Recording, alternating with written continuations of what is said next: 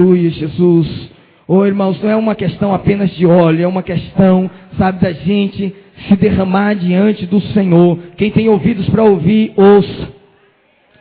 Quem já passou pela experiência da morte, não tem empecilho para ser usado por Deus. Nós estamos vivendo esse tempo de motivar os líderes a serem ousados em Deus. Ousado para profetizar. Ousado para falar na célula. Ousado para exortar. Mas não no natural, mas para falar no Espírito. No Espírito. Deus quer te usar mais, irmão, se você deixar. Ele vai fazer algo tremendo e maravilhoso na sua vida. Erga suas mãos aos céus nessa hora. Comece a fazer sua oração ao Senhor. Abra sua boca nessa noite. Diga para o Senhor: Senhor, eu quero ser usado por Ti. Aleluia, Jesus. Comece a orar ao Senhor nessa noite. Comece a dizer para o Senhor: Senhor, eu coloco minha vida diante de Ti. Eu vou entrar no propósito de consagração nesses 21 dias. Meu irmão, eu não sei qual é o jejum que o Senhor está requerendo de você. Mas seja qual for, responde a Deus nesta noite. Diga para o Senhor: Senhor, eu vou entrar na morte do meu desejo, do meu estômago, da minha própria barriga, do meu ventre, para ver o Teu reino expandir, para ver essa célula crescer, para ver essas vidas sendo salvas, para ver o Teu nome sendo exaltado em mim. Senhor, põe esse óleo sobre a minha cabeça. Coloca sobre mim essa túnica, esse manto, essa estola, esse urim, esse tumim, esse peitoral, Senhor. Coloca amor, coloca caráter, coloca paixão, coloca vida de oração, coloca vida de santidade, meu Deus. Pai, em nome do Senhor Jesus de Nazaré, move-te neste lugar aqui, Senhor. Diga para o Senhor: Senhor, usa-me, usa-me, usa-me, usa-me, usa-me. Oh, xaralabacacherianda laba xaralababababa. Oh, Espírito da vida.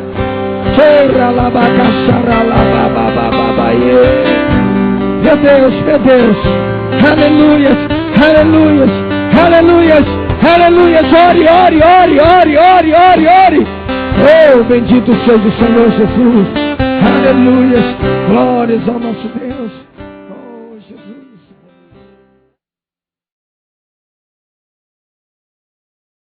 Jesus. Falar sobre os elementos da consagração.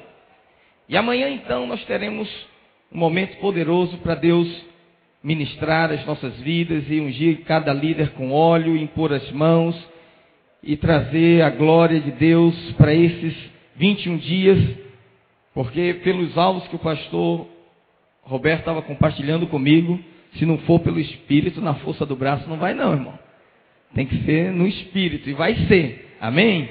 Levítico capítulo 8, verso 1.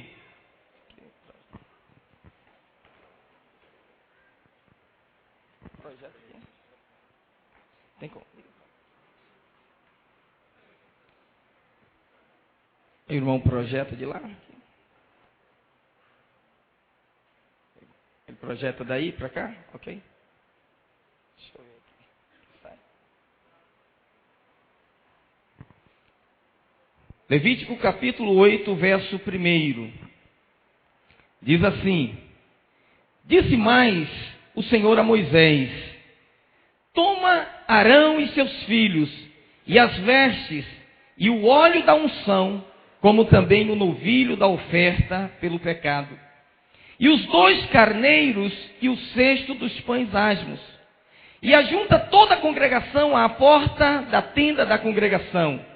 Fez, pois, Moisés como o Senhor lhe ordenara, e a congregação se ajuntou à porta da tenda da congregação. Então disse Moisés à congregação: Isto é o que o Senhor ordenou que se fizesse. E fez chegar Arão e seus filhos, e os lavou com água. Vestiu Arão da túnica, cingiu-o com um cinto, e pôs sobre ele a sobrepeliz. Também pôs sobre ele a estola sacerdotal, e o cingiu com um cinto de obra esmerada da estola sacerdotal, e ajuntou com ele. Depois lhe colocou o peitoral, pondo no peitoral o urim e o tumim. E lhe pôs a mitra na cabeça, e na mitra, na sua parte dianteira, pôs a lâmina de ouro, a coroa sagrada, como o Senhor ordenara a Moisés. Então Moisés tomou o óleo da unção e ungiu o tabernáculo e tudo que havia nele e o consagrou. Depois derramou do óleo da unção sobre a cabeça de Arão e ungiu para consagrá-lo. Alguém diga amém. Pai, em nome de Jesus, que a tua palavra seja rema na nossa vida, Senhor. Deus, abre os nossos ouvidos, abre os nossos olhos, dá-nos revelação, Senhor, nesta noite. Deus, usa os meus lábios para falar e usa esse ambiente, ó Deus, pela presença manifesta do teu Espírito Santo, para que a tua igreja seja edificada em nome do Senhor Jesus. Alguém diga amém. A pendrive está com o pastor Roberto. Isso aí. Irmãos, esse texto, ele é o relato exatamente dessas vestes sacerdotais. Assim como no Antigo Testamento, quem fez isso aqui é um artista, né? Conseguir reproduzir de uma maneira bem semelhante, bem parecida, né? A túnica, o cinto, o peitoral, as ombreiras, a mitra, tudo o que fazia parte da indumentária do sacerdote. Agora, você sabe que hoje, para ser líder no padrão que a palavra de Deus coloca para nós, todos nós teríamos que vestir essa mesma roupa. Mas eu acho que o pastor Roberto não quis exigir isso dos irmãos no jejum. Então nós temos que entender a simbologia do que estava sobre Arão, porque aqui está uma ordenação do Senhor. A Bíblia diz que Arão era sacerdote e a sua função era ministrar na casa do Senhor. Era interceder pelo povo, mas para ministrar na casa de Deus, Deus exigiu que alguns elementos estivessem presentes na vida do sacerdote. E esses mesmos elementos, irmãos, eles precisam estar presentes na nossa vida hoje, para que nós sejamos ministros da casa do Senhor. Porque qual é o nosso trabalho hoje? Nosso trabalho é a edificação da igreja. Nós fazemos células para edificar a igreja. Nós fazemos discipulados para edificar a igreja. Nós queremos edificar a casa que Deus vai habitar. Nós estamos edificando uma casa para Deus morar eternamente. Então, cada vez que nós servimos na casa do Senhor, não no prédio, mas na igreja viva, no organismo vivo, nós estamos edificando casa para Deus. Amém, queridos? E nós devemos ter essa visão, a visão de que somos ministros. Mas para enxergar isso, nós temos que entender que nós somos ministros que ministra a outros ministros também. Nós somos homens de Deus que estão aqui em função de edificar na vida de outros homens de Deus. Porque se nós entendermos isso, no momento que nós estamos edificando, nós também somos edificados. Eu venho aqui, só de participar dessa reunião, já me sinto inspirado para tantas coisas. Só de conversar hoje à tarde com o pastor Roberto, já me vieram tantas ideias na mente, tantas coisas no coração. Eu já até escrevi algumas coisas. Por quê? Porque ninguém nunca deveria chegar diante de Deus com aquela postura da igreja de Laodiceia, que disse assim: olha, eu estou rico, e de nada tenho falta, não preciso de coisa alguma, já tenho tudo. E a Bíblia diz: tu não sabes que és um cego, um pobre, miserável e nu? É preferível você ser como a igreja de Filadélfia, que tinha um amor fraternal, que amava os irmãos, que abençoava e era abençoada uns pelos outros. Amém, queridos? Segura na mão do irmão que está do seu lado. Fala para ele assim: meu irmão, eu quero edificar na sua vida e ser edificado por você. Agora veja, Arão representa aqui a liderança que foi aprovada por Deus. E nós também temos que ser líderes, aprovados pelo Senhor. E a nossa aprovação é fruto da nossa consagração. Ontem estava ministrando sobre consagração na igreja. E nós convocamos a igreja toda para um jejum de Daniel. E aí logo vem muitos pais falar: pastor, é que meu filho não come alface, meu filho não come cenoura, meu filho não come beterraba, meu filho não come nada de verdura, nada de legumes, ele não pode fazer esse jejum. Eu falei para os irmãos e disse: olha, irmãos, a questão não é o que você come, nem o que você deixa de comer. A questão toda é uma questão de consagração ao Senhor. Porque há muito tempo atrás, eu nem sei se passa ainda, passava um programa na televisão chamado No Limite. Quem lembra disso? E um dos testes dados lá era a pessoa comer barata. Tinha uma caixa com cobra e baratas, e a pessoa tinha com os olhos vendados, metia a mão naquela caixa de vidro, pegava a barata e eu botando assim na boca, e a barata querendo sair, a pessoa empurrando com o dedo. Alguém lembra disso? Por que a pessoa consegue comer barata? Porque tinha 1 milhão envolvido. Fala a verdade, se te der 1 milhão também, eu acho que uma baratinha desce brincando. Acho que desce até mais de 1 milhão. 1 milhão, só uma baratinha. Você fala, vale a pena. Então eu falei, irmãos, não é uma questão de se você gosta ou não de legumes, se você gosta ou não de batata. Se o mundo pode comer barata por causa de 1 milhão, você pode comer legumes por causa da unção. Se alguém pode se sujeitar a uma coisa dessa, como que as pessoas dão tantas desculpas hoje, irmãos? Não é uma questão de você gostar ou não gostar. Ah, que eu não aguento, que eu passo mal, que eu desmaio, que eu sinto isso, que eu sinto falta do açúcar, do chocolate, que eu não vivo sem isso. Você só não vive sem Jesus, o resto tudo você passa sem, querido. Então a questão do jejum toda é uma só. É o nível de consagração da pessoa. Quem é consagrado faz, quem não é não faz. Quem tem o coração para Deus faz. Quem não tem, não adianta. Você diz, então come tudo, irmão. Você vai fazer jejum de quê? Ah, não sei, eu acho que eu vou fazer de jiló, pastor.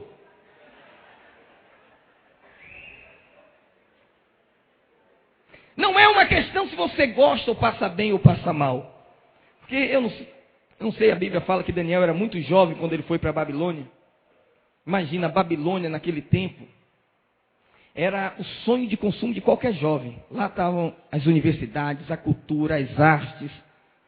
Era o centrão.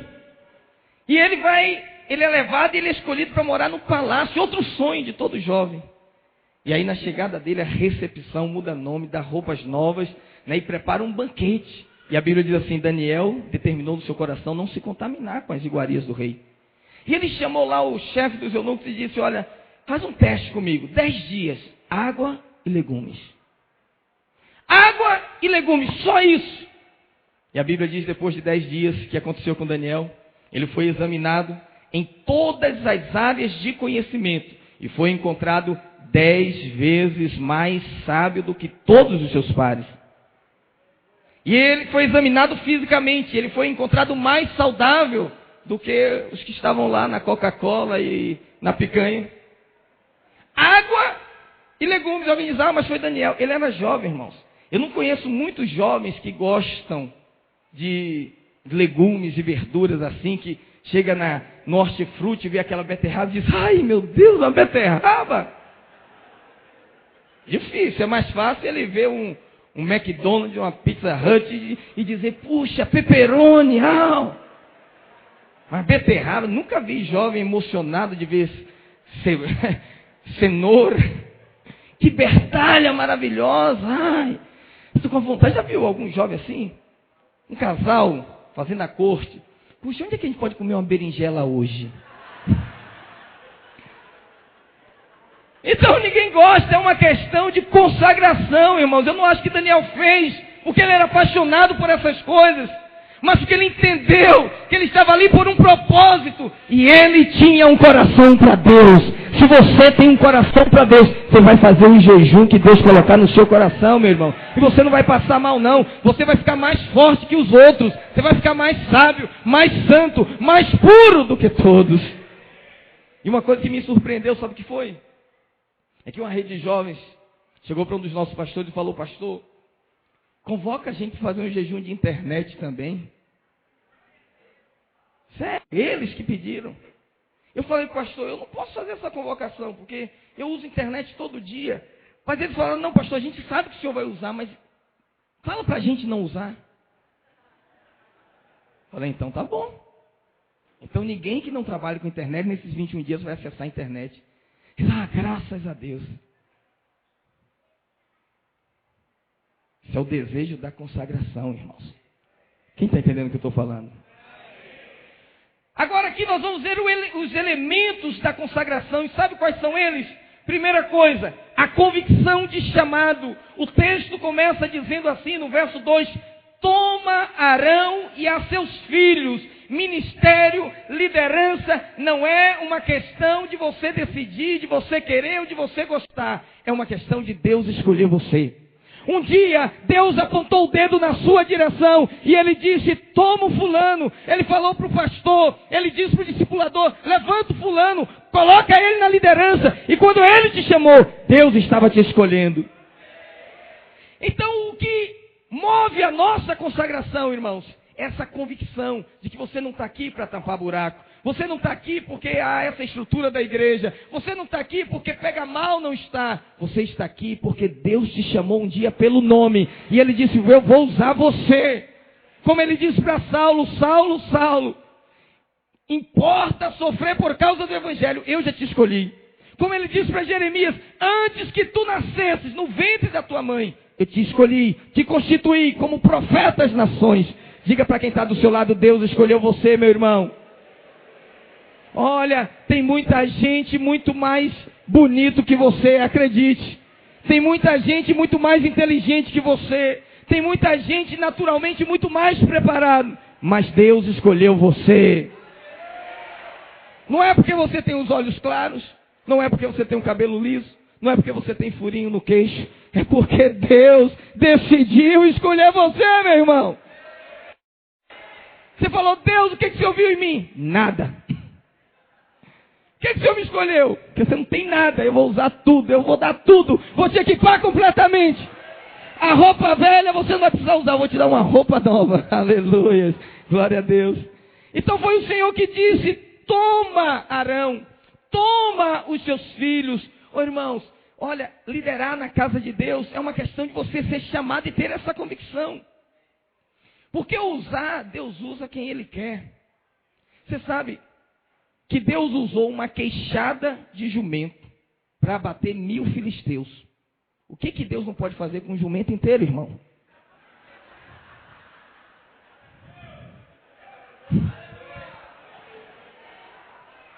Ele usou um missionário desobediente, usou um peixe para corrigir a rota de um missionário desobediente. Ele usou um galo para converter o coração de um apóstolo. Sério. Ele pode usar você, acredita. Fala para o irmão: você é mais do que o galo, mais do que o peixe. Ele usou uma mula para corrigir um profeta mercenário. Esse texto é um texto que me deixa em crise, porque a Bíblia diz que a mula falou. Você já pensou uma mula falando com um profeta? Ô profeta, você não está vendo o anjo? É um negócio louco, né? Quer dizer, a mula tinha visão espiritual e o profeta não tinha. Meu Deus do céu. Segura na mão do irmão que está do seu lado e fala assim: meu irmão, você tem todas as características de uma pessoa que Deus vai usar muito. Deus te escolheu. Dê um aplauso ao Senhor Jesus. Aleluias. Glória a Deus. Glória a Deus. Aleluias. Aleluias. Glória a Deus. Glória a Deus. Nós não estamos aqui em vão. Deus escolheu você, querido. Deus escolheu você. Aleluias. Glória a Deus. Segundo elemento que nós encontramos aqui da consagração. Primeiro é a convicção de chamado, a escolha de Deus. O segundo é o preparo adequado. Deus falou para Moisés: toma Arão e toma também as vestes. E as vestes falam exatamente da maneira como o sacerdote deveria se apresentar. Então é um negócio que Deus não dá nem liberdade do camarada escolher. Ele vai ser ordenado, ele não pode ir lá comprar o terno. Deus diz: não, vai usar roupa tal, diz a cor, diz o tamanho, diz o local do engate, onde que vai ficar cada coisa. Você fala: poxa, essa vida me aprisiona. Não tem liberdade nem de escolher meu guarda-roupa. Ele disse: o sacerdote não tinha não. Porque roupa na Bíblia, os irmãos sabem, é algo muito sério. Nós vemos desde o Éden, o homem pecou e aí entra a roupa, pela primeira vez. Ele faz a primeira roupa, Deus faz a segunda. E mesmo com a redenção hoje, a roupa está presente. Sabe por quê? Por causa do pecado. Então roupa, ela significa muito. Agora, o que envolvia as roupas do sacerdote? A Bíblia diz, primeira parte, a túnica. Deus fala para Moisés para que ele fizesse uma túnica. Você sabe, a túnica é essa roupa que cobre tudo. Foi a roupa que Deus fez para Adão e para Eva. A roupa que Eva e Adão e Eva fizeram, era a tanga. Você sabe a diferença da tanga para a túnica? A tanga cobre só o essencial e a túnica cobre tudo. Entendeu? Que muita gente fala assim, pastor, qual é o padrão da roupa assim, do homem de Deus, da mulher de Deus? É o padrão que Deus estabeleceu. A roupa de Deus é aquela que tem um propósito de cobrir. Esse é o modelo de Deus. Aqui tem um propósito de mostrar, é o modelo da França. É o modelo da Europa. É o modelo de São Paulo. É o modelo do Rio de Janeiro. Então Deus fez a primeira roupa e estabeleceu ali o padrão. E ele diz, primeira coisa, faz uma túnica. Uma túnica para o sacerdote. E essa túnica vai ser de linho finíssimo. E você sabe, lá em Apocalipse 19, verso 8, diz que o linho finíssimo, ele aponta para as obras de justiça. Então isso fala do nosso caminhar, isso fala do nosso caráter. O primeiro elemento de um ministério, de uma liderança aprovada por Deus, é caráter, é santidade, é ser justo. Mas quando falamos de caráter, irmãos, nós não estamos falando de estilo de vida, nem de temperamento, não. Nós estamos falando de uma conduta. Falando de caráter, falamos de coerência, de você viver a palavra e pregar aquilo que você vive e viver o que você prega. Conta-se que certa vez, uma mulher, filho tinha problemas de saúde por causa do consumo de açúcar, ela foi procurar Mahatma Gandhi e pediu a ele ajuda, disse, olha, ajuda meu filho. Fala para ele, eu não consigo fazer esse menino parar de comer açúcar de jeito nenhum, ele é apaixonado por doce, e a saúde dele está sendo destruída, e o médico falou que se ele não parar, ele morre. E Mahatma Gandhi disse para ela assim, olha, vai para casa, daqui a 15 dias a senhora volta com ele. Aí 15 dias depois, a mãe volta com o filho. E ela diz o seguinte, o Mahatma Gandhi diz para o filho dela, diz assim, olha filho, não coma açúcar, porque o açúcar, ele está destruindo a sua vida. E você pode viver muito bem sem açúcar. Você vai fazer isso? E a criança falou, vou. Ela disse, mas é só isso que o senhor tem para nos dizer? Ele falou, é. E por que o senhor não falou há 15 dias atrás? Fez eu voltar aqui novamente. Ele disse, é porque há 15 dias atrás eu também comi açúcar. Então eu precisei de 15 dias para parar de comer. Para poder ensinar ele. Para poder falar para ele. Ô irmãos, muitas vezes, nós queremos ter uma liderança prevalecente, mas a nossa consagração é interrompida por questões pequenas, detalhes da nossa vida, jacosices, falhas de caráter, que comprometem a nossa conduta. Você sabe, mesmo Jacó, ele esteve em Peniel, e Deus trocou o nome dele. Tu não te chamarás mais Jacó, mas Israel. Você anda mais 10 capítulos na Bíblia e encontra novamente Deus falando para Jacó, lá em Betel, de Jacó. O que eu falei para você, meu filho? Você não é mais Jacó. Por quê? Porque ele sai dali e continua com a jacosice da vida, na malandragem, divide o rebanho, manda um mensageiro para o irmão. E Deus fala, meu filho, sai dessa vida. Você não é mais aquele velho homem. E às vezes nós temos que ser lembrados disso também, irmãos. O sacerdote, ele tinha que ter a túnica de linho fino, ou finíssimo. Isso aponta que a nossa liderança precisa estar pautada no caráter e na pureza. Se as suas roupas forem sujas, isso é inadmissível. Você não pode ter as roupas sujas diante do Senhor. Você tem que se lavar no sangue do Cordeiro e dizer, Senhor, eu quero ministrar no teu nome, eu preciso me apresentar diante de ti, sabe, em pureza. Então limpe-se. O que se espera de nós é integridade. Integridade é você ser o que você é em qualquer situação. Você pode não fazer milagres, mas você pode ser um João Batista. João Batista não ressuscitou mortos, não abriu a visão de cegos, não fez paralítico andar, nem dor de cabeça ele orou. Mas o cara era santo. Ninguém podia apontar o dedo assim nele e dizer, você, eu vi, que você fez. Ninguém. Às vezes a gente quer muito, a manifestação do poder, mas não valoriza tanto a questão do caráter. Segundo elemento, ele diz, cinge-o com cinto. Para que serve o cinto, irmãos? O cinto serve para dar firmeza. Esse elemento aqui, olha, para amarrar na cintura, para dar firmeza. A Bíblia diz que quando o povo saiu do Egito, na noite que o anjo da morte passou e visitou e levou os primogênitos, Deus falou na hora certa, na hora que ouvir a voz de comando, vocês sairão apressadamente. Então pede para todo mundo cingir-se, amarrar o cinto para não deixar nada para trás. Isso fala de quê, irmãos? De firmeza, porque Deus iria mover a nuvem, Deus iria guiar o povo, e para você seguir o mover de Deus, tem que ter firmeza, querido. Se você não tiver firmeza, você fica na metade do caminho, porque o tempo todo vem gente se opor às nossas posturas, vem gente se opor aos nossos posicionamentos, vem gente dizer que a videira é radical, sabe, que nós somos uma igreja isso, que somos aquilo, que exigimos demais, que cobramos demais. E se você não tiver firmeza, você balança a cabeça, daqui a pouco você está concordando. E quando você concorda, você afrouxa a sua liderança. Então você tem que ter firmeza no seu espírito. Não há liderança sem cinto firme. Não há liderança com calças frouxas, entendeu?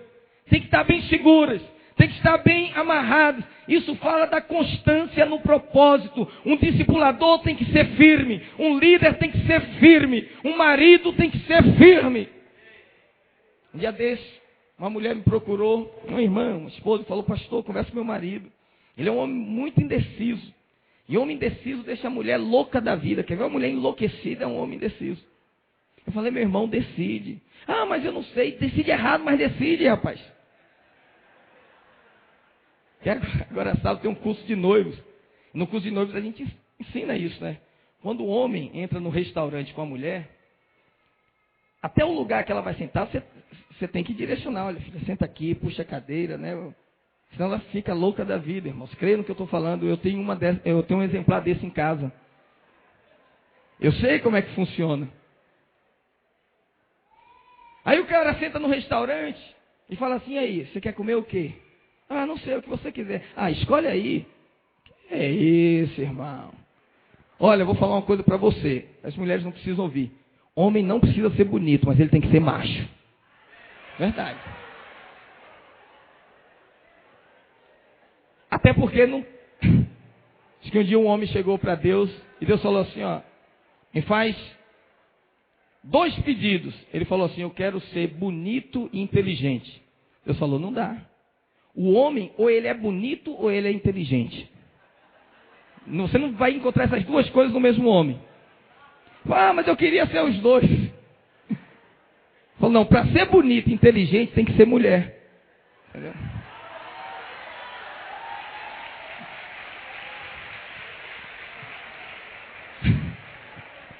Deus, irmãos, Deus é um Deus de firmeza, amém?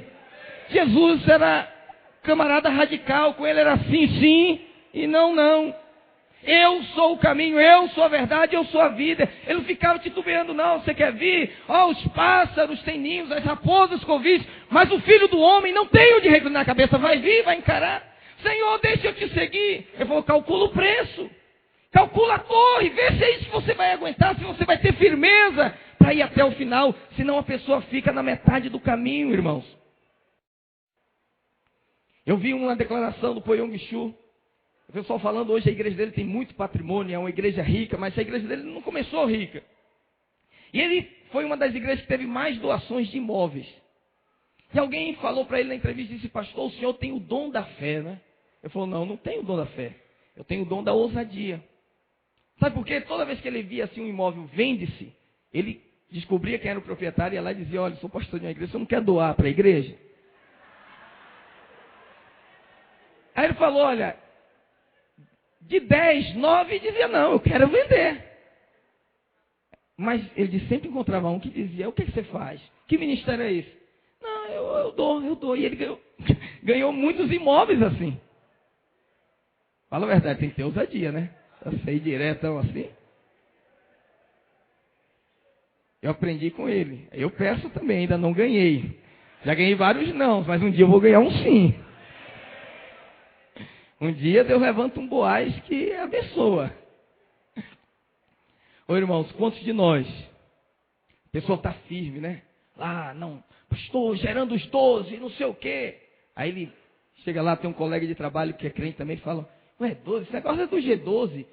Ah, é? É. Aí ele foi convencido, mas quando ele chega lá, cadê a firmeza para defender? Aí fala, sua igreja é em célula, ele fala, é em célula, mas célula é heresia. Fala, por quê? Não, porque isso aí, tem muita coisa que acontece, e você vê os pastores, que eles não trabalham, que ele quer que o povo trabalhe, e é muita exploração e tal. Aí ele volta já, sabe, abatido, fala, pastor, não sei, eu estou pensando, sabe? E ele não tem firmeza. Por isso Deus falou, o sacerdote, ele tem que usar o cinto. Firmeza traz as pessoas para andar conosco, irmãos. As pessoas querem ouvir de você convicção, segurança, que o que você está fazendo porque Deus mandou, você está envolvido na obra de Deus. Amém, queridos? Terceiro elemento da conversa sacerdotal, ele fala que é a sobrepeliz. Pôs sobre ele a sobrepeliz. Algumas versões chamam de manto, eu não sei como é que está aí na sua Bíblia. Mas Êxodo 28, 31, diz que era um pedaço de pano que entrava pela cabeça, né? Aqui, igual aquele manto que usavam os escudeiros, os cavaleiros da Idade Média, põe assim no pescoço, com uma parte para um lado e uma parte para outro. Então o manto fala de quê? De prontidão para a guerra. Quando ele ia sair à guerra, ele botava aquilo. E é interessante você encontrar um elemento de guerra na pessoa do sacerdote. Há pouco conversava com o pastor Rogério, falando para ele que nós temos conversado muito isso na nossa igreja, sobre a questão do rei e do sacerdote. De duas coisas que estão na mesma pessoa. Porque o rei sai para a guerra, mas o sacerdote é que cuida dos despojos. Em alguns momentos na sua vida, você tem que ter o instinto sanguinário de um rei. De um Davi que sai, que bota fogo, que conquista, sabe, que vai lá e subjuga o inimigo. E depois pega a harpa e toca, o Senhor é meu pastor e nada me faltará. E geralmente quando uma pessoa dá para um lado, ela não é muito boa para o outro. Mas o sacerdote tinha esse elemento também. Sabe, irmãos, nós estamos inseridos numa guerra. E você sabe qual é a maior guerra que nós enfrentamos todos os dias? A batalha da mente. Todos os dias, setas malignas, pensamentos que vêm, sabe, para tentar confrontar a nossa vida, para tentar nos impedir de avançar, para tentar impedir que nós façamos a obra de Deus. Então você precisa ter simplicidade no coração para ouvir e receber de Deus. Porque quanto mais sofisticada for a sua mente, mais dificuldade você tem de receber do Senhor. Isso é uma coisa que acontece, eu não sei se tem como evitar. Mas parece que quanto mais uma pessoa, ela estuda, mais ela vai perdendo a sensibilidade para as coisas de Deus e vai se tornando crítica, avaliando tudo naturalmente. Mente. Porque, olha, é uma enxurrada de informações que vamos recebendo. E nós temos que lutar com isso diariamente. Porque você sabe, eu falei na igreja lá, eu disse, olha irmãos, todo líder de célula, ele tem que falar em línguas. Todo líder de célula. Porque o falar em línguas é um negócio que confronta demais a pessoa. Porque Paulo diz assim, olha, quem fala em línguas, em espírito ora a Deus, mas a sua mente fica... Você quer ver uma pessoa ficar contorcida, ela não entendeu o negócio. Quanto mais racional, mais dificuldade ela tem. Se ela não entender, ela agoniza. Agora, como que você vai receber um dom que, vamos dizer assim, sua mente fica infrutífera? Você vê a dificuldade, o bloqueio de muita gente? Então tem gente que luta anos. 10 anos na igreja, diz, todo mundo fala, eu não falo, todo mundo recebe, eu não recebo. O que é? Você não liberar, sabe, não vencer essa batalha da mente, não se liberar nas mãos do Senhor, você não consegue. Minha esposa é uma pessoa muito capacitada, fez 2 faculdades, estudou muito. E quando nós começamos o ministério, ela era uma pessoa tão tímida.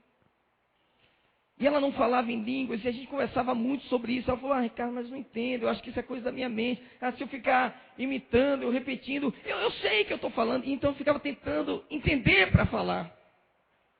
Eu falei, filha, não é assim, você tem que se liberar. Segue o conselho que Samuel deu a Saul. Quando essas coisas estiverem acontecendo, faze o que vier ao teu coração, e o Senhor é contigo. E numa reunião, eu vi minha esposa lá, sabe, transbordando o Espírito Santo, rolando, chorando igual criança. E ela ficou ali, irmãos, 30, 40 minutos. Nunca mais ela foi a mesma depois que ela se levantou dali. Nunca mais rompeu, sabe, rompeu um obstáculo. Isso serve para muita gente aqui nessa noite também. Libere-se em Deus, irmão. Vence essa batalha da mente, sabe? Às vezes as pessoas ficam muito preocupadas em avaliar as coisas e dizer, não, mas o pastor está fazendo isso, ele está falando aquilo, isso é só uma técnica, isso é só... E essas avaliações todas são complexas demais. Eu já vi gente que questionou, porque a gente faz o culto e na hora do apelo, ministra a canção. Meu irmão, ele está ministrando comigo hoje, eu prego, ele ministra. Ele tem umas canções muito lindas. E quando ele começa a ministrar, as pessoas começam a chorar. E eu já vi gente falar, dizer, pastor, mas assim é fácil fazer apelo evangelístico, porque ali está todo mundo tocado. Aí qualquer um que o senhor chamar, até crente, a gente dá vontade de ir lá na frente. Entende a avaliação dele? Você sabe, eu cresci numa igreja, sou filho de pastor, e via meu pai fazendo apelo, e na igreja que nós fomos criados, todo mundo abaixava a cabeça na hora do apelo, tocava uma música, né, às vezes o piano, mas uma coisa bem leve, as pessoas cantavam inúmeras músicas que tinham, falando da eternidade, da vida com Deus, e o pastor dizia agora, se o Espírito está tocando o seu coração, levanta a sua mão. Aí a pessoa levantava a mão. Aí ele cantava mais uma estrofe e tal, e dizia, você que levantou a mão, fique de pé. E a pessoa ficava de pé. Aí ele cantava mais um pouquinho e dizia, você ficou de pé, vem à frente. A pessoa, aí não vale, pô. Ele foi trazendo o camarada devagarinho. Mas você sabe, eu me converti assim, meu pai se converteu assim, e milhares de pessoas no mundo se converteram assim. Foi obra do Espírito. Quem está entendendo o que eu estou falando? Então não deixe o diabo bloquear sua mente, irmãos. Tem irmãos que resistem ao Espírito. Coloca o manto sobre você. Fica de prontidão. Comece a perceber e a discernir quando é a voz de Deus e quando é a voz do diabo. Porque muitas vezes Deus fala, mas muitas vezes o diabo envia mensageiros também. Quarto elemento. A Bíblia fala da estola sacerdotal. 1 Samuel 30, verso 7, diz que quando Davi queria saber a vontade de Deus, ele chamou o profeta Abiatar e tomou a estola sacerdotal e foi orar. E Deus falou com ele. Isso nos mostra o quê? Que a estola, ela tem um símbolo espiritual. O que ela significa para nós? Ela simboliza a oração. Ela simboliza a capacidade de ouvir de Deus. Nós estamos aqui, sabe, como discipuladores, como líderes, como filhos de Deus, com essa missão, com esse intuito de orar e buscar a presença do Senhor, porque nada vai acontecer sem oração, irmãos. Se não tiver oração, é só técnica, e técnica não muda a vida das pessoas. Você pode pegar o projeto mais mirabolante, botar 12 nomes, botar 3, botar fitinha, botar cordão de 3 dobras, botar a camiseta, mas se não tiver oração, o Espírito não opera. Eu estava um dia desse andando no bairro da Tijuca, no Rio de Janeiro, Zona Norte. Eu estava de folga com a minha esposa, fomos ver algumas coisas, e aí encontrei uma pessoa que há muito tempo eu não encontrava. Ela falou assim, puxa, que bom que eu encontrei vocês. Olha, nós estamos tendo uma reunião ali, eu queria que você fosse, eu preciso de 2 convidados, e é vocês mesmo, porque hoje ela é crente, ela falou, eu pedi a Deus para botar a pessoa certa, e Deus botou vocês. Eu falei, mas é de que a reunião? Não, vamos lá você vai descobrir, mas você vai gostar, confia em mim. Aí eu insisti com ela, mas olha, é porque eu estou livre, mas eu estou até livre, mas estou passeando com a minha esposa, de repente eu nem me interesso por essa reunião. Ela falou, não, vamos lá, por favor, pela nossa amizade, tanto tempo. E aí eu fui. Cheguei lá, era uma reunião da Beautiful do Brasil, uma empresa dessa de cosmética. Aí um salão, um auditório muito bem climatizado, carpete vermelho em cima, tudo assim de primeira linha, as mesinhas, né, com canapés e florzinha. E cada pessoa que chegava, ela tinha que levar pelo menos 2, ou no máximo 3 convidados. Então a mesa cabia 4. Olha que estratégia maravilhosa. E ela levava 3. E aí, ali, aquele relacionamento, eu me vi dentro de um evento ponte. Aí, como é que tá? Tudo bem, não sei o quê. E fizeram quebra-gelo, e eu sacando tudo, né? Eu falei, nossa, Eles vão me arrastar para a igreja daqui a pouco. Aí daqui a pouco entra um camarada lá de terno azul marinho, gravata vermelha, aquele padrão executivo, né? Camisa branca, sapato lustrando. E ele se apresenta. Meu nome é fulano, eu tenho tantos anos, sou nascido e criado aqui na cidade do Rio de Janeiro. A minha vida toda eu fui enfermeiro, como sou de profissão. E para manter minha família, minha esposa e meus 2 filhos, aí, slide lá mostrando tudo. Eu trabalhava em 2 hospitais e em outra clínica. Eu não tinha tempo para meu filho, nem para minha esposa. Trabalhava sábado, domingo e feriado. Mas um dia eu encontrei a Beautiful do Brasil. A Beautiful mudou a minha vida. Eu andava de ônibus, aí mostrou a foto dele no ônibus. Agora, o meu carro é esse. Aí apareceu aquele Honda Civic. As portas abertas. Eu trabalhava noite e dia. Hoje, meu horário eu mesmo que faço. Eu gasto muito tempo com os meus filhos. Eu os levo à escola. E nas férias passadas, essas fotos que eu vou te mostrar, é a nossa viagem aos Estados Unidos, a Orlando, pela primeira vez. E você sabe quem me deu isso? A Beautiful do Brasil. A sua vida também pode mudar. Você que está aí. Aí ele diz, o que você faria, o que mudaria na sua vida se você tivesse mais 5 mil no seu orçamento? Eu pensei rapidamente e falei, ué, seria joia. E se fosse 8? E se fosse 10? Veja para esse quadro, e pá, com as contas lá rapidamente, as fórmulas mostrando. E você pode fazer tudo isso apenas nas suas horas vagas. Rapaz, um negócio impressionante. Se ele tirasse Beautiful e colocasse Jesus, meu irmão, era evento ponte, que aí explodia a multiplicação. Aí, beleza, né? Aí no final ele disse, hoje a oportunidade está batendo a sua porta. Hoje a sorte veio ao seu encontro. A sua resposta pode mudar o seu destino. Sim, e a sua vida vai crescer. Não, e você vai continuar nessa mesma vida que você está. Aí ele deixa, olha que estratégia legal. Aí ele deixa aquele momento e a pessoa que está na mesa começa. E aí, Ricardo, o que você achou? Eu falei, legal. Então, vamos lá. Olha, você vai ser assim, você não precisa ser um vendedor, você vai começar como supervisor. Você pega um cartãozinho com a estola sacerdotal, põe 12 nomes, um de cada um, né? E com esses 12 nomes você faz a reunião, né?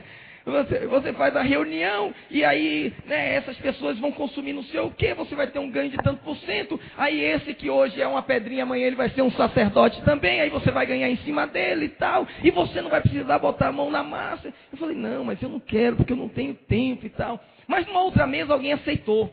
Aí quando alguém aceita, o pessoal fala, gritam lá uma palavra de guerra, não me lembro mais, aí eles estouram as bolas e todo mundo aplaude. Rapaz, é um negócio motivante. É um negócio assim impressionante. Mas vou falar uma coisa para você. A Beautiful não pode mudar a vida de ninguém. Herbalife não muda a vida de ninguém. Roquem não muda a vida de ninguém. Você olhando de maneira natural, a técnica é a mesma. Mas só o Espírito Santo pode mudar um homem de dentro para fora, meu irmão. Só o Cristo vivo pode tirar o homem da perdição, do inferno e colocá-lo no reino da luz. Então, para que isso aconteça, não basta fazer essa reunião, não basta ter técnica. Tem que ser tudo banhado a oração. Aleluia, irmãos. Tem que ter oração e a estola fala de oração. Mas a Bíblia diz que no peitoral, o peitoral tinha 2 partes. O peitoral, essa parte aqui, onde tinha as 12 pedras, em cada pedra, o nome de uma tribo de Israel. E aqui nos ombros também é uma peça só, faz parte, né, do mesmo elemento aqui. Nessa pedra aqui o nome das 12 tribos. E nessa aqui o nome das 12 tribos. E aqui o nome de cada tribo. Porque o peitoral, que o sacerdote, quando ia se apresentar diante de Deus, ele tinha que levar as tribos nos ombros e no peito. Ombros fala de encargo, de você carregar mesmo, pegar a carga, ajudar, se esforçar pelo irmão. Mas peito fala de amor, que você não pode só levar o peso, você tem que levar com paixão. Você tem que levar com amor. Por isso que aí é gerando os 12 com paixão, né? Às vezes é trabalho forçado, porque às vezes você dorme pouco. Às vezes você vai para o evento, vai trabalhar no encontro, sacrifica o seu final de semana, você está levando nos ombros. Mas quando você chega diante de Deus, você leva com amor, leva no coração também, irmãos. Então tinha que ter isso diante de Deus. Por que muitas vezes, irmãos, nós não rompemos mais da nossa multiplicação? Porque às vezes levamos no ombro, mas não levamos no coração. E o sacerdote precisa do peitoral completo. Tem que ter amor. Você tem que amar ao ponto de ter prazer de estar junto. De amar ao ponto de se envolver. De amar ao ponto de dar a sua vida por aqueles que Deus confiou em suas mãos. Oh, irmãos, Deus nos livre de nos tornar uma estrutura fria. Cheio de estratégia, mas tudo natural. E as pessoas entram e saem. Mas as suas vidas não são transformadas e não são mudadas. Eu sempre estou aberto, sabe, para ajudar irmãos que estão começando a vida cristã. Porque eu acho que todo líder tem que ter isso no coração. Teve um irmão que ele está retornando, ele se afastou da igreja, está retornando. Esse domingo agora ele retornou e me procurou. Mas quando ele foi ao encontro, ele ficou tão fervoroso, e ele ia ao culto. Todas as reuniões, todas as células não faltavam. E aí no culto, porque é fácil o pastor saber quando um crente falta, né? Porque ele sempre senta no mesmo lugar. Isso aí em qualquer igreja. É difícil, ele chega e vai naquela cadeirinha certinha. E se tiver alguém sentado, tem irmãos que olham assim. Já tem o caso de irmão mandar levantar, pô, cara. Todo mundo sabe que eu sento aqui, né? Então o pastor aqui do local, ele bate o olho assim e fala, irmão fulano não veio.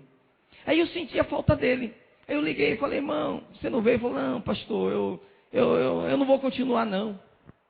Eu falei, por quê, meu irmão? Ele falou, pastor, olha, eu fui no encontro, foi muito bom, eu gosto da célula, mas eu descobri uma coisa, eu não sou crente. Eu falei, como que você descobriu isso? Ele falou, não, é que semana passada, pastor, tinha um colega meu, ele fumava muito, né? E ele parou de fumar no encontro. Ele disse, tinha um colega meu fumando, eu fiquei olhando, fui tentado, eu fui lá pedir um cigarro para ele, fui lá no fundo da loja e fumei sem ninguém ver, mas aquilo, pastor, me fez mal, então eu voltei porque eu era antes, a mesma coisa. Aí eu falei para ele assim, irmão, antes de você se converter, você fumava quantos maços de cigarro por dia? Eu falava, eu fumava 2, fumava 3. E depois que o irmão foi no encontro, quantos que o irmão fuma? Ele falou, não, nunca mais fumei, só fumei esse um.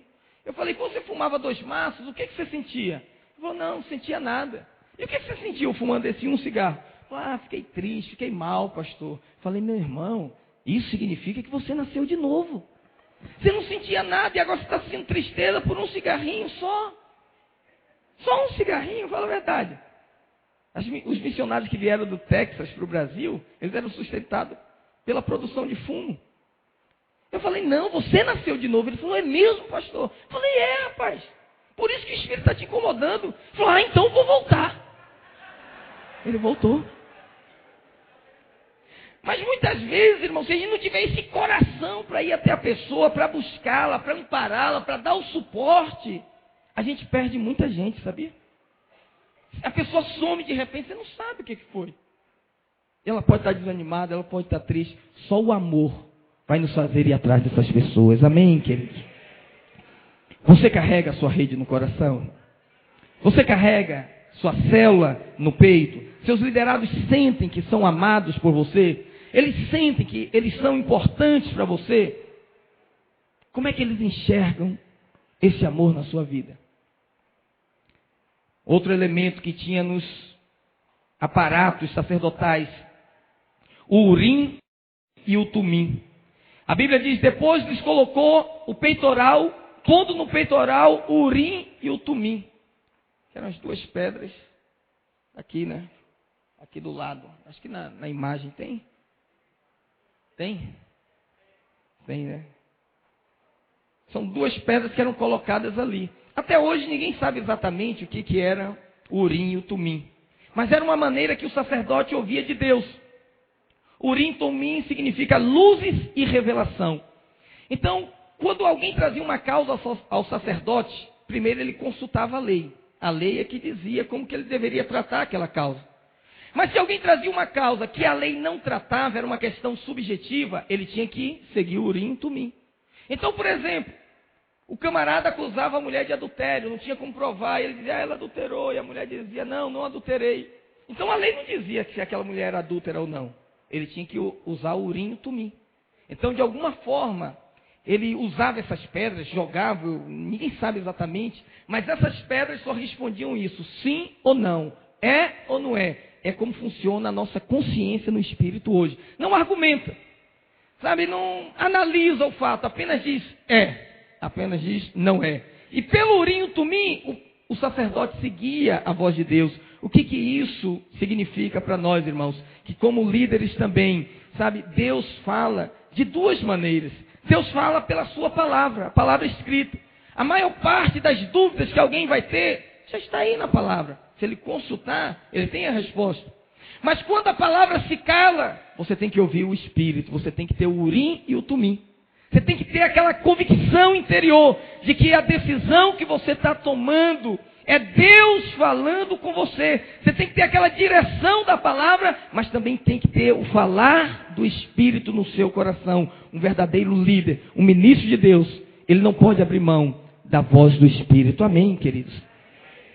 Olha, eu tenho estimulado nas nossas vigílias agora a prática daquele texto que diz assim, irmãos, quando vos reunis, uns têm salmos, outros têm hinos, outros têm cânticos, outros têm profecias, outros têm língua. Faça-se tudo para edificação. Então a Bíblia diz que quando os irmãos se reúnem, essas coisas vão acontecer. Mas você sabe, irmãos, às vezes tem irmãos que ouvem de Deus, mas por falta de convicção que é Deus que falou, ele não libera a palavra. E quantas pessoas, por exemplo, precisam de uma palavra de ânimo, e Deus coloca no seu coração, vai lá, fala com aquele irmão. Aí você diz assim, isso é coisa da minha cabeça, porque você não treinou para ouvir Deus. Ou às vezes até uma palavra de exortação. Quantas pessoas que eu já vi mudar de vida, por aquelas pessoas que às vezes você acha até inconveniente, mas ela chega e diz assim, irmão, vigia, hein?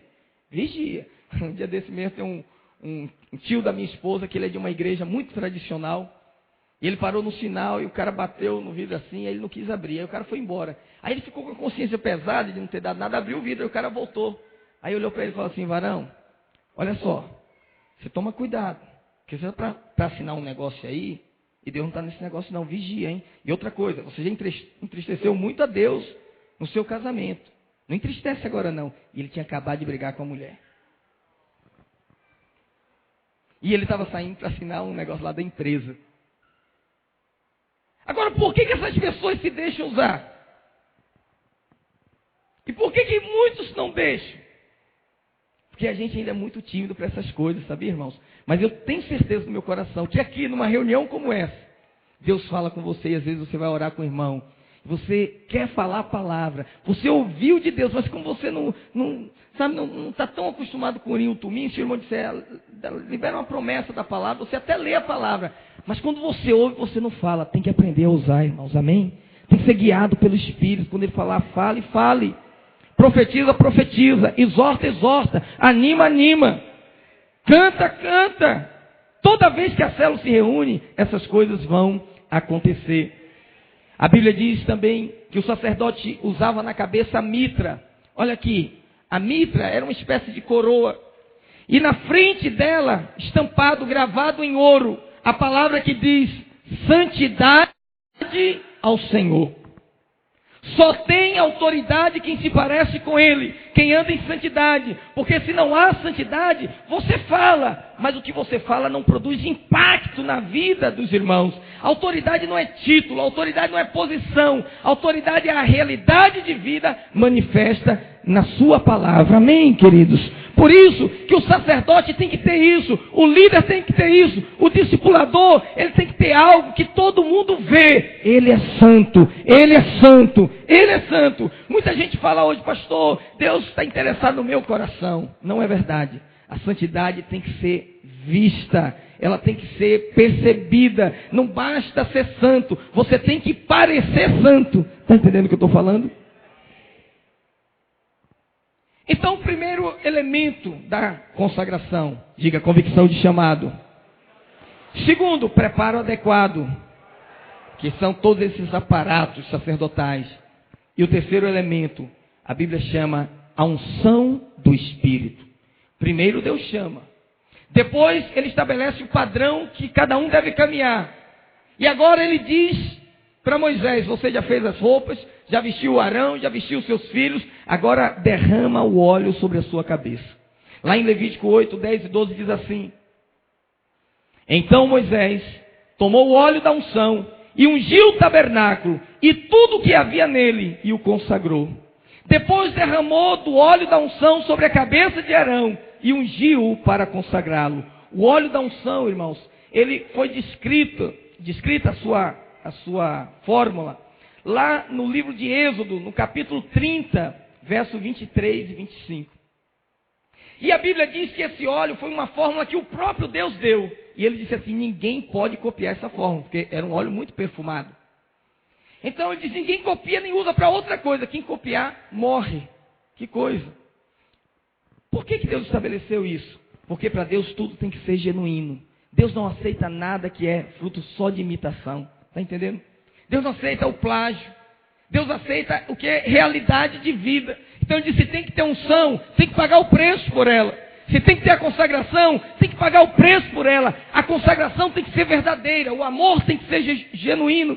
O encargo tem que ser, de fato, genuíno no seu coração, para que você possa agradar ao Senhor. Agora, olha o óleo da unção. Ele diz: tu, pois, toma das mais excelentes especiarias, a mirra fluída, 500 ciclos. De cinamomo odoroso, a metade, a saber, 250 ciclos. E de cálamo aromático, 250 ciclos. E de cássia, 500 ciclos, segundo o ciclo do santuário. E de azeite de oliveira, 1 rim. Disto farás o óleo sagrado para a unção. O perfume composto, segundo a arte do perfumista. E este será o óleo sagrado da unção. Aqui tem 5 elementos. O primeiro elemento, o azeite. Todo mundo sabe que azeite na Bíblia aponta para o Espírito Santo. Amém, queridos? Tu, pois, toma das mais excelentes especiarias o azeite de oliveira, 1 rim. Êxodo 30, 24. Então nós não podemos ser bons líderes se nós abrirmos mão da unção do Espírito na nossa vida. Porque, irmãos, com o tempo você aprende a liderar a célula. O pastor Roberto falou algo aqui, né? Que a primeira ministração estava como vara verde. Depois você aprende, supera isso. No início você treme para ministrar a primeira vez no encontro. Depois você, já tira de letra. E sabe qual é o problema? Quanto mais você domina, menos você depende. Esse que é o problema. E se nós não dependermos do Espírito Santo, nosso ministério não tem respaldo, a nossa liderança não tem consistência. Se ele não estiver presente, vira empresa, vira marketing de rede, vai virar Herbalife, Beautiful do Brasil, Roquem e tantas essas outras empresas. Não estou falando mal dos seus produtos, estou falando só da estrutura. Amém, queridos? Porque de repente tem alguém aqui que é da Herbalife e fala: o pastor implicou com a Herbalife hoje. Não, irmão, você toma à vontade que você quer, a sua ração, o seu negócio vai ficar forte. O que eu estou falando é o seguinte: não pode ser técnica. Para vender, só técnica funciona. Mas para fazer a obra da liderança, tem que ter a unção do Espírito. Amém? Segundo elemento, ele diz: coloca no óleo o cinamomo. Cinamomo significa doçura e simplicidade. O que era o cinamomo? Era uma planta, né, de onde era tirada uma essência. E essa essência ela tinha um perfume doce que ajudava a neutralizar o cheiro daquele sangue de animal, porque o sacerdote estava lá esfolando os animais. Então imagina como que ficava ele, todo impregnado por aquele cheiro. Então o cinamomo tirava aquele odor desagradável e dava assim uma sensação de um perfume, sabe? E isso fala que o líder tem que ter doçura, irmãos. Existem muitos líderes irados. Existe muito líder que aí tudo eu vou tratar na sua vida. Ele virou Espírito Santo, eu vou tratar com o irmão. Não, vou chamar ele. Eu vou falar para ele. Eu vou dar um castigo nele. Não, para com isso, irmão. A sua liderança tem que ser pautada na doçura. Há muita gente nas igrejas aí, você não sabe quantas feridas, amarguradas de espírito, porque foram maltratadas, espancadas, abusadas de uma autoridade que não tinha cinamomo, de uma pessoa que tinha o óleo, mas não tinha essa essência. E nós não podemos liderar sem cinamomo, querido. Senão, o nosso amor não se manifesta.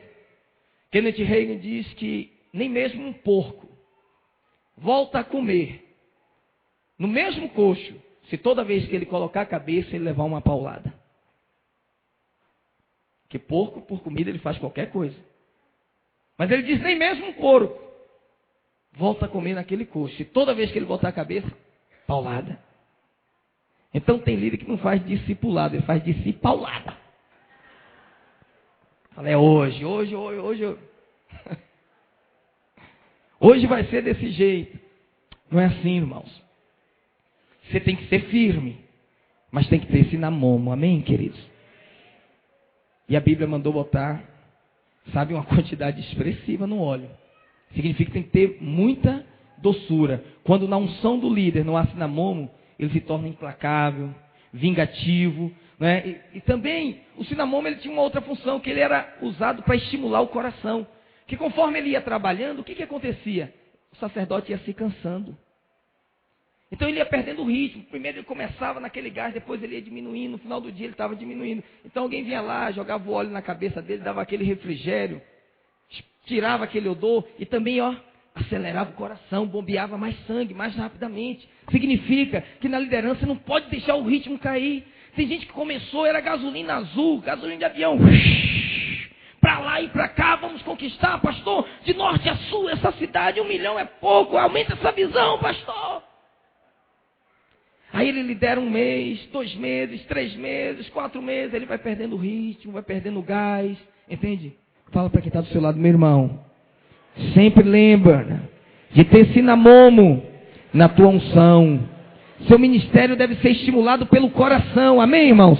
É o coração que deve estimular você a liderar, é o coração que deve estimular, não é a mente, não é a razão, é o coração que tem que bombear o sangue para você fazer a obra de Deus. Diga glória a Deus. Terceiro elemento era o cálamo. E o cálamo, ele é uma planta, irmãos, que cresce no meio do lodo e fala de caráter. Porque apesar de nascer no meio do lodo, a planta não tem nada do lodo, não tem nenhuma sujeira, não tem nenhuma contaminação das coisas em redor. Isso significa que você vai viver num mundo imundo, mas sem se contaminar. Você vai ser Daniel na Babilônia, mas sem se babilonizar. Você vai estar no meio da sujeira, mas você não vai se sujar. Muitas vezes, nosso ministério, nossa empresa, nossos liderados, nossa faculdade, está em ambientes muito contaminados. E nós temos que sempre trazer na nossa unção o cálamo, queridos. Não basta, sabe, que a gente, como eu falei antes, seja santo. A gente tem que demonstrar no meio da sujeira essa santidade. Lembra de Isaías quando ele teve a revelação da glória do Senhor?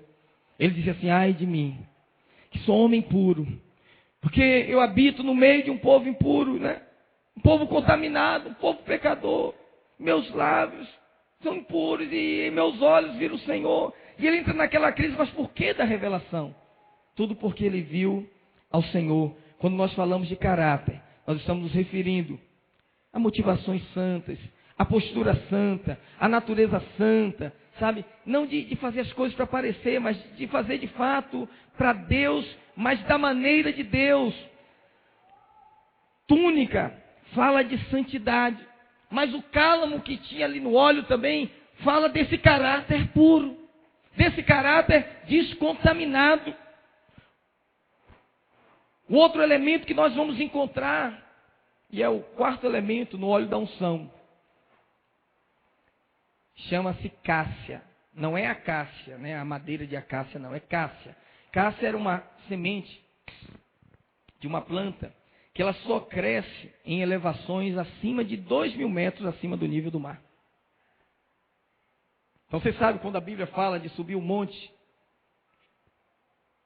lá em Ageu, ela está falando de edificação da casa do Senhor. E o elemento principal que você vai buscar lá, sabe qual é, irmãos? É a oração. É pagar o preço da oração. Você sabe, há muitos anos atrás, eu li um livro chamado A Geração que Desaprendeu a Orar. Eu nunca esqueci desse livro, porque ele me fez enxergar uma coisa que eu nunca tinha visto. Que o desenvolvimento da sociedade e a tecnologia tem nos feito orar menos. Então ele dizia o seguinte, olha, antigamente a esposa estava em casa e o marido saiu para trabalhar. Deu a hora dele voltar, ele não voltou. Ela não tinha como falar com ele. O que é que ela fazia? ela ajoelhava e começava a orar, diz, oh Deus, eu não sei onde é que está meu esposo agora, mas guarda ele, traz ele em paz para casa, proteja ele de todo mal, Senhor, abençoa ele, se ele está em perigo, tira. E ela ficava ali intercedendo até o marido chegar. Hoje, o marido atrasa 5 minutos, ela pega o celular, ô irmãozinho, tá onde? Ah, tá, então tá bom, continua vendo a novela. Não é o caso aqui, né? Aqui ninguém vê novela não, né? Porque novela é uma coisa terrível. Eu não sei, tem alguma coisa pior do que novela, irmãos? Tem, vale a pena ver de novo. A pessoa que já viu e vai ver de novo. Eu não vejo um negócio desse, rapaz. Eu fico louco da vida. Como é que a pessoa vê uma novela 2 vezes, né? Mas tem gente para tudo. Antes, o agricultor, ele ia plantar, sabe como é que ele fazia? Orava a Deus, Senhor, a chuva precisa vir no tempo certo. Aí a chuva vinha no tempo certo, quando começava a chover, ele começava a orar para cair na quantidade certa. E depois tinha que parar no tempo certo, senão tudo era estragado. Hoje ele entra lá no Google, vê lá a previsão do tempo, clima-tempo, quantos graus. Ele já sabe daqui a 7 dias se vai chover, se vai fazer sol, se vai ter nuvens com isso ou com aquilo, se vai estar nublado. E ele faz o evento todo em função disso. Eu me lembro, eu cresci dentro de uma igreja, e a gente fazia naquele tempo, toda igreja fazia ar livre, então a gente ia, toda vez que ia sair reunia, não é porque chovia, que a gente não tinha controle dessas coisas, não tinha essa facilidade de acesso que tem hoje. Então a gente orava, Deus, abençoa o tempo. Quando estava muito quente, Senhor, esfria esse sol, Senhor. Esfria esse sol. Quando estava muito frio, previsão de chuva, a gente falou, Senhor, não deixa chover não. Só chove depois do horário. E a gente ia ali orando, ficava o grupo intercedendo até terminar. E às vezes terminava, chovia. Hoje não, a igreja vai marcar, e o irmão fala, pastor, eu olhei aqui na internet, a previsão de chuva, o senhor tem que saber, tem bom senso, porque não adianta, monta tudo lá, vem a chuva e tal. Aí não ora mais, está entendendo? Então a nossa geração entrou por esse caminho, irmãos.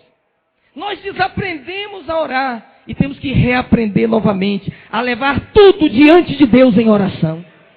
Tudo, irmãos, a Bíblia diz orar e sem cessar. Você está no carro, vai ali, conecta somente com Deus e vai orando. Não significa que você tem que trancar no quarto e ficar o dia inteiro, não, meu irmão. Você está ali, vai tomar uma decisão, vai comprar, vai vender. Tudo você pede a direção de Deus. Fica ali, Senhor, abençoa, Senhor, abre os caminhos. Eu estava andando com o irmão da igreja um dia desse. Ele falou, pastor, por que o senhor fica assim com a mão no painel do carro? Eu falei, não, quando eu vejo gente, eu abençoo. Eu estendo a mão assim, Senhor, abençoa ali, Senhor. Eu não sei se é crente, se não é. Oh, Deus, converte aquelas vidas. Toda vez que eu viajo de avião, quando está chegando no Rio de Janeiro, eu já sei o lugar que entra, de onde eu venho, se eu venho do Nordeste, do Sul, eu já sei para onde entra. Aí estendo a minha mão, começa a abençoar aqueles bairros. Já várias pessoas me perguntaram, o que você está fazendo? Eu falei, estou abençoando a cidade. Aproveitando ali o momento. Um dia, até o comissário falou comigo, você está aproveitando, está mais perto de Deus aqui, né? Falei, deve ser, né? Toda vez. Então você tem que desenvolver essa vida de oração, irmão, senão você fica muito natural. Não ora pelo tempo, não ora pelo filho, não ora pela esposa, porque tem celular, tem televisão, tem informação, tem tantas coisas. Quantos estão entendendo o que eu estou falando, irmãos? Diga para quem está do seu lado assim, meu irmão, nada vai acontecer sem oração.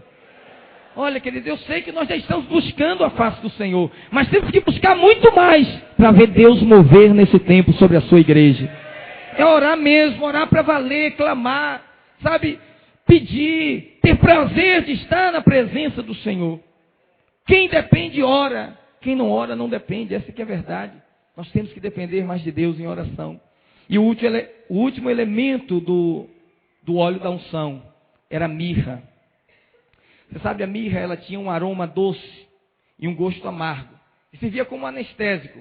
Lembra que quando Jesus estava sendo crucificado, o camarada fez lá uma fórmula e colocou, e Jesus rejeitou, porque ele precisava passar por toda a dor. Mas o uso maior da mirra em todo o tempo, desde os egípcios, era para embalsamar corpo. Então mirra falava de morte. Por isso, quando Jesus nasce, quais são os 3 presentes que ele recebe? Ouro, porque ele é rei. Incenso, porque ele é Deus. E mirra, porque já estava profetizando a sua morte. Os 3 presentes que ele recebe. E agora, nós vemos aqui que no óleo da unção, o Senhor manda também colocar o quê? A mirra. Por que Deus não nos usa mais nesse tempo, irmãos? Porque nós ainda somos muito vivos.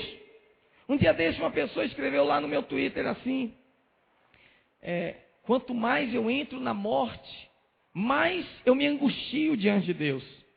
Aí eu respondi para ela assim: minha filha, não é a parte morta de você que causa angústia, é a parte de você que ainda continua viva. Porque onde há morte não tem angústia. Agora nós ainda somos muito assim, cheios de respeitos humanos, cheios de consideração, cheios de autopreservação, muito preocupados com reputação. Então a gente não tem ousadia para ser muito usado por Deus. Você sabe, irmãos, eu vejo isso. Às vezes em um ambiente como esse, a pessoa é um leão para orar, para falar, mas chega no restaurante. Eu vejo isso quando eu vou no restaurante. Muitos crentes vão orar, eles têm vergonha de orar. Ele abaixa a cabeça assim, coça o olho. Para ninguém perceber que ele está orando. Amém. Aí ele começa a comer e ninguém descobriu. Ninguém descobriu. Uma vez eu estava com o pastor Anatoly numa churrascaria. E aí o garçom abaixou assim. O cardápio ele grudou num pescoço do garçom. Chora lá, abacaxi, o garçom tentando sair. Ele: vem cá, rapaz, eu vou abençoar você. Aí veio o maître do restaurante também. Alguma coisa aqui, assim, vou orar pela sua vida. Eu falei: nossa, vão expulsar a gente daqui, Anatoly.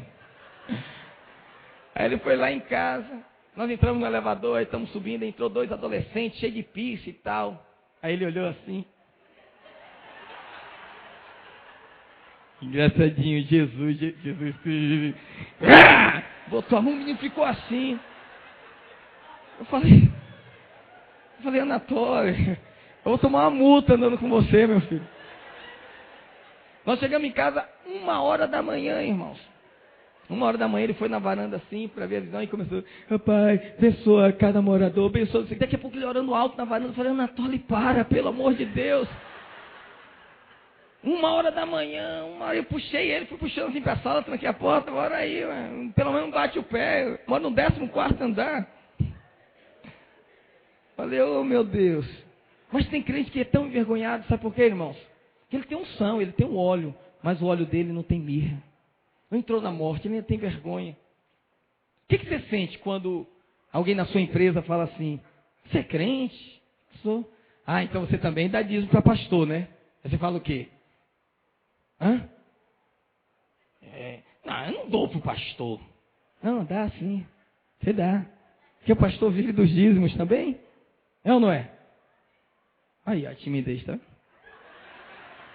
Falta de mirra. O pastor Luiz falou um negócio desse lá no envio dos... Eu achei muito joia. No envio lá dos pastores que estão indo para abrir igreja. Ele fez um carnezinho para sustentar a igreja, para sustentar os pastores. Ele falou: ó, esse carnê aqui é literalmente para botar comida na boca do pastor. Porque se ele não pagar, ele vai estar lá na missão e vai estar sozinho. Aí muita gente fica escandalizado. Porque o pessoal fala isso: ah, cidade diz lá, o pastor vive bem, e você, rapaz? Todo pastor é espertalhão. Eu já acostumei com isso, irmãos. Eu chego num lugar, pessoal, com sua profissão, pastor. E um dia desse, meu filho pediu para ir na locadora com ele, queria ver um filme. Aí na locadora que nós somos cadastrados, o filme já estava alocado, não tinha. Eu falei: ah, filho, vamos na outra locadora. Só que eu não era cadastrado.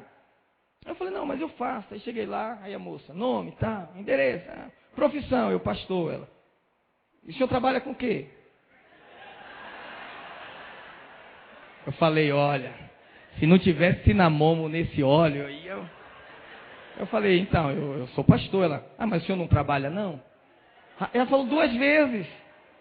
Eu falei: filha, preenche essa ficha aí. Eu estou dizendo, eu sou pastor. Que tenho eu contigo, mulher? Não, me vê aquele negócio assim. Eu falei: ah, Deus, é desse jeito. Um tempo atrás eu fui visitar um irmão na igreja. Ele mora numa casa e tem uma abertura assim, um corredor que vai dar lá nos fundos da casa dele. Aí eu cheguei da grade, bati palma assim. Ele: ô, pastor, entra aí. E a porta da sala estava aberta. Eu entrei. Aí quando eu entro, chega a mãe dele. E ela não tinha visto ele me chamar. Ela falou: ah, o senhor é de onde? Eu falei: não, eu sou da igreja lá do seu filho. Um homem casado já, foi salvo na igreja, casado, 3 filhos, viciado em cocaína. O Senhor libertou ele. Ela: olha, eu gosto muito da igreja de crente, meu filho está outra pessoa. Olha, eu admiro muito os crentes. Eu só não gosto de uma coisa, esse negócio de pastor não trabalhar, não é? Aí eu falei para ela assim, eu disse: eu também não concordo não, acho que pastor tem que trabalhar. Lá na minha igreja, os pastores trabalham muito. Aí o filho dela entrou e falou assim: pastor, tudo bem? Ela: ué, o senhor é pastor? Aí eu falei: sou. Ela: não, mas eu sei que tem pastor que trabalha mesmo e tal, não é todo pastor assim não. Mas eu já estou acostumado com isso, irmãos. Em todo lugar onde a gente vai, as pessoas olham para o pastor e acham que ele é boa vida, entendeu? Mas vão falar isso de você também. Ah, você está lá, você ganha alguma coisa para liderar? Ah, é desse jeito. Então, se você não tiver mirra no óleo, se você não entrar na morte, irmãos, olha, queridos, você fica em crise. Eu conheço muitos pastores. Um dia eu recebi um pastor lá, fui na churrascaria com ele. Aí ele falando da vida dele, ele falou: não, mas tudo que eu tenho, sabe, eu já tinha. Aí eu já tinha casa, já tinha carro, já tinha tudo quando eu me tornei pastor, para justificar o padrão de vida dele. E eu falei para ele: você sabe, eu não tinha nada. Tudo que eu tenho foi através do ministério. E uma vez eu falei isso no culto, um irmão estava lá e falou: pastor, você não fala isso, o que as pessoas vão pensar? Eu falei: eu não estou preocupado com o que elas pensam. Não estou mais preocupado, irmãos, porque se eu fizer de um jeito, vão falar, se eu fizer de outro jeito, vão falar. Entra logo na morte e acaba. Deixa falar. Eu já ouvi falar que crente é burro, que não raciocina direito, que é tapado, que é alienado, que é não sei o quê, que... Já vi falar essas coisas todas. Mas você tem que manter a fé firme. Você tem que ser ungido, sabe, por essa mirra, abrir mão do seu ego, de si mesmo, e dizer: Senhor, eu entro na morte para fazer a tua vontade. E se o preço é esse o preço que eu vou pagar. Que o mundo, irmãos, não vai te elogiar, não. Se você for consagrado, o mundo vai te odiar. Se o mundo gosta de você, é porque você não é consagrado. O mundo só é amigo de crente não consagrado. O consagrado, o mundo não suporta. O mundo é aquele peixe. E o consagrado é o Jonas, que o peixe vomitou. Falou: você não cabe dentro de mim. Você tem que ir para fora. Você é missionário. Você tem propósito. Não posso fazer essa digestão hoje. Ele vai expulsar você dos lugares. Não fica querendo ser aceito, ser bem quisto, ser bem aplaudido e elogiado pelo mundo, não. Crente que o mundo elogia tem problema de consagração, porque os apóstolos foram perseguidos. Por que nós não somos?